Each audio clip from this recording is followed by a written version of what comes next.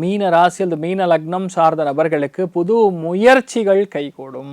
இருக்கிறதுலே பெரிய அதிர்ஷ்டம் தான். இருக்கிற முயற்சி சக்ஸஸ் பண்ணுறதுங்கிறது சாதாரணமான விஷயம் கிடையாது. ஆனால் இப்போ நீங்கள் பண்ணுற முயற்சி எல்லாமே பழைய முயற்சியாக இருக்கும். அப்படி 2 தடவை பேசியிருக்கேன், பிரயோஜனம் இல்லை, ஆனாலும் இந்த தடவை பேசி பார்க்கலாம் அப்படின்னு உங்கள் மனசில் உதிச்சுதுன்னா முடிச்சிடுங்க. ஏன்னா குரு வந்து திரிகோணத்தில் உட்காந்துருக்கிறது அடுத்த நவம்பர் 15ஆம் தேதி வரைக்கும் செம்ம வேட்டை.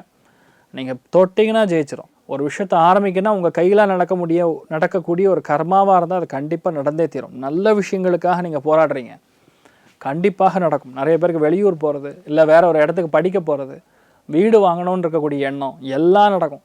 வீட்டில் நல்ல காரியங்கள், அதான் மெயினாக பொண்ணுக்கு வந்து நல்லா வரன்னு பார்க்குறேன் சார், நடக்கும்.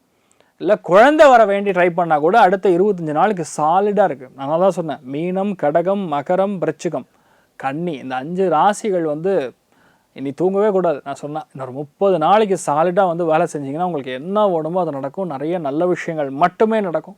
அமோகமான நாளாக நடக்கப்படுறது. நீங்கள் வழிபாடு செய்ய வேண்டிய தெய்வம் மதுரை மீனாட்சி அம்மன் வழிபாடு. ஏற்றத்தை கொடுப்பாள். ராசியா நிறம் மஞ்சள் நிறம்.